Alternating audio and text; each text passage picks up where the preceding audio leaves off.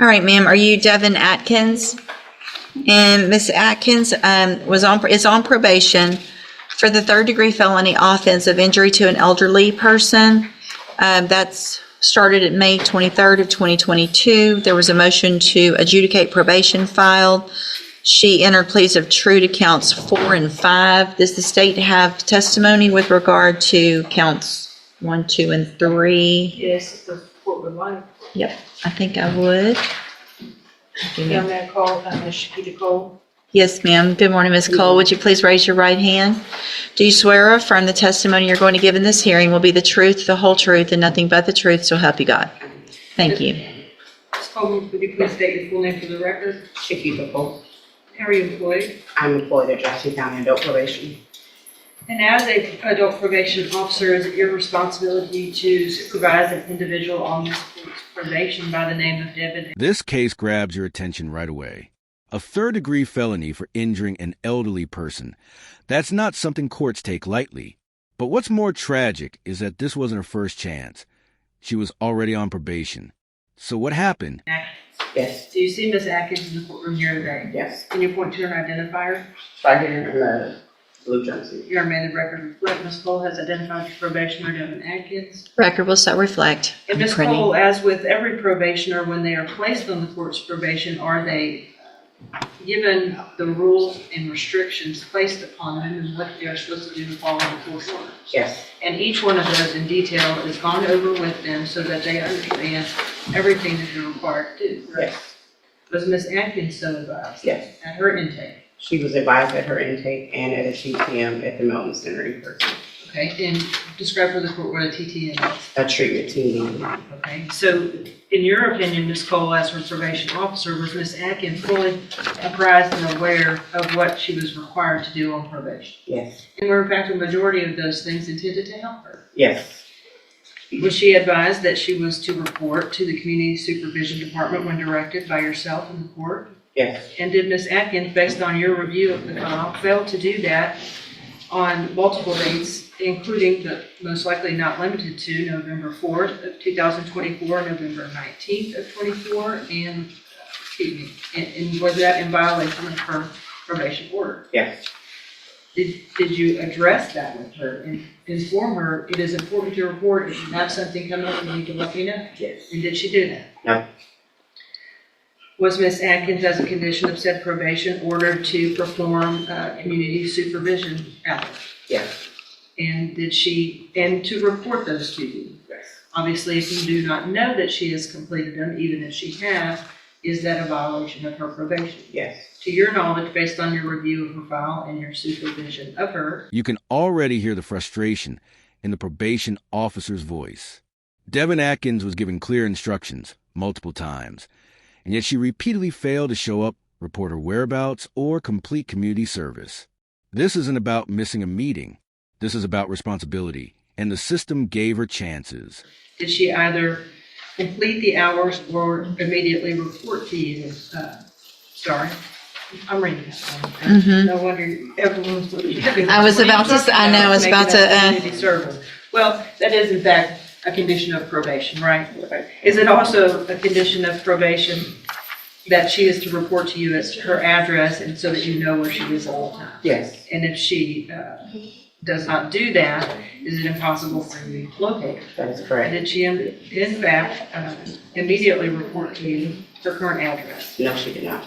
Anything else? I know you and I have had a lengthy discussion about her that you feel would be appropriate for the court to know in conjunction with your testimony and your updated PSI. The main thing is her mental health. She refuses to address that. We've made appointments for her with Spinal Tap, and she didn't attend the appointments. She's 100% when she was out unmedicated. So that kind of interfered with her completing her services.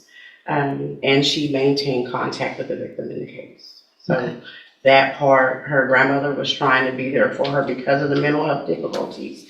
And that's the main thing that we were trying. Here's where it gets deeply emotional. Her own grandmother was trying to support her, but Devin refused mental health help. You can feel the system stretching to help her, setting appointments, making exceptions, but none of it mattered if she wouldn't take that first step. This isn't just legal failure, it's a human one. Trying to get her to address. Okay. Can I address something? In a minute. Mr. Lewis, do you have any questions? Hold on, ma'am. You're going to get an opportunity, okay? Mr. Lewis, do you have any questions of Ms. Cole? Just briefly, during your supervision of Ms. Atkins, were you able to supervise her at points when she was on her medication and not on her medication? The entire time she has not been on her medication. So she's been unmedicated this entire time? Yes, during sir. your supervision? Okay. Anything else? Nothing else. All right. Thank you, Ms. Cole. Any other witnesses with regard to the allegations? Based on the testimony, Unless I may ask, Ms. Cole, Judge, Yeah. and you stated that earlier, Ms. Evelyn Thibodeau, I believe that is her grandmother, correct? Yeah, she passed away. hold on, ma'am. At some point in time in November, One had an opportunity to review that report. Yes, ma'am, Judge. Any additions or corrections to that report? No, from the bench, Judge. nothing from the state, Your Honor, unless Ms. Cole has something to add. Do you have anything to add that's not already in your report? No. So the main thing I want to make sure, Ms. Cole, I have a notation here to ask is, you guys were aware of mental health issues and had opportunities for Ms. Atkins to participate in mental health services. Is that correct? I made the appointments myself for her. Okay. All right. Argument, Mr. Lewis? Well, Judge, I think definitely from the updated PSI we have, as well as I think there was some issues from the jail. If you look at those issues and activity, I think that goes directly to her mental health state.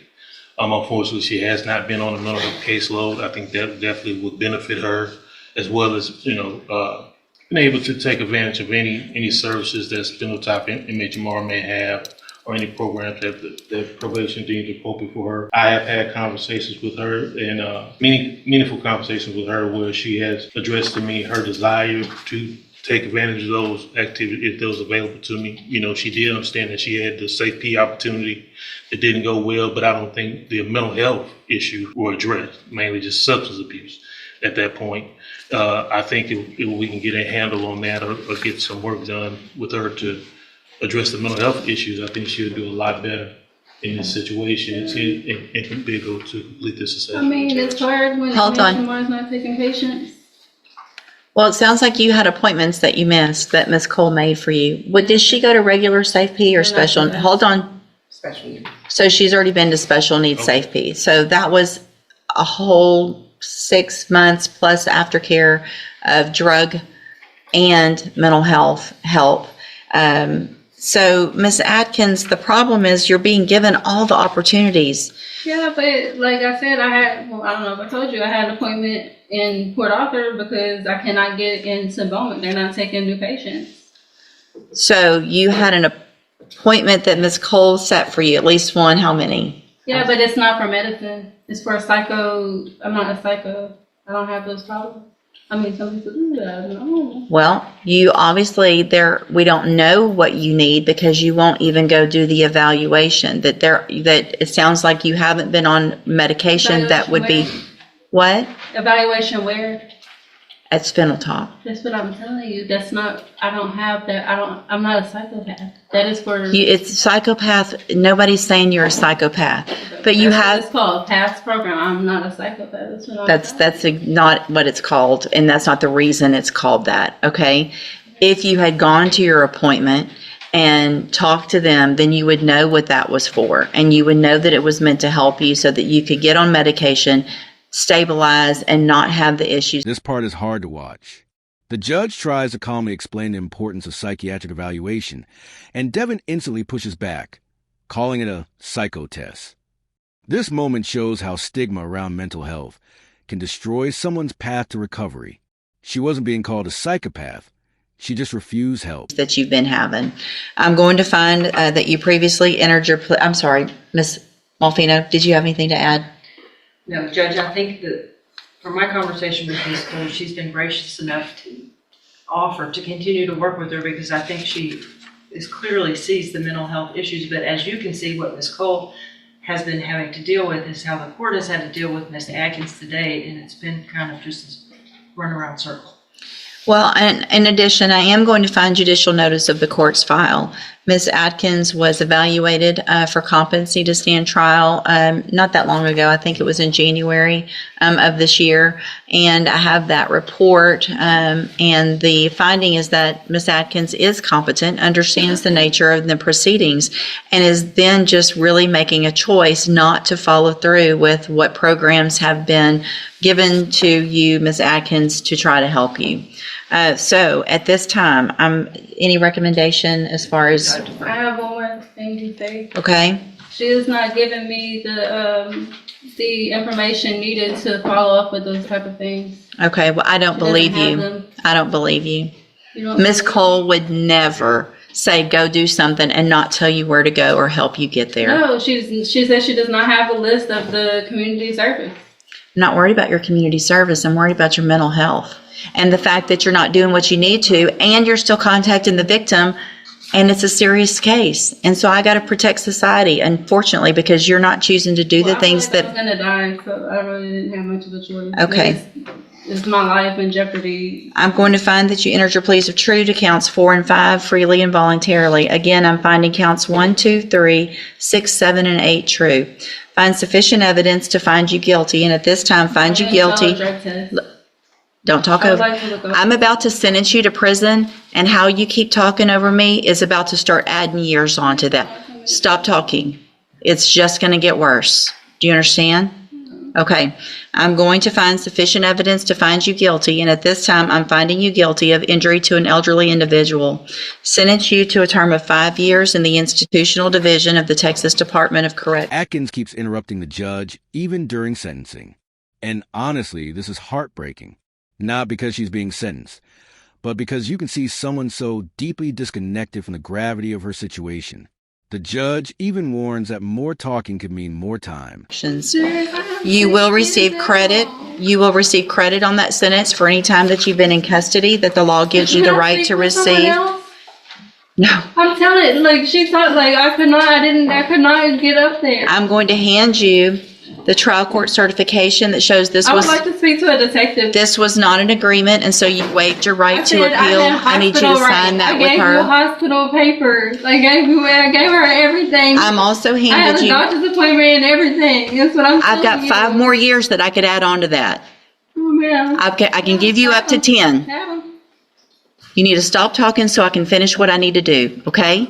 I'm telling you, I'm not guilty. That's what I'm telling you. I did not have a choice. I went to the hospital and everything. I'm handing you a 3 written times. admonishment regarding your ineligibility to possess a firearm or ammunition because of the judgment entered I against. don't have a gun. I'm not, just listen to what I'm saying. If you'll listen for a minute, you'll understand. Because of the judgment entered against you, you're ineligible under Texas law to possess a firearm or ammunition. I don't have a gun, man. Good, then you I'm don't. talking to the wrong person. I'm Devin Atkins. I don't have a gun. I'm required No, to I'm read that telling to you, I don't everyone. know what you're talking about. I don't have a gun. Good, then you don't have to worry. The sentence was clear: 5 years in prison. But more than punishment, this feels like the system saying, we tried.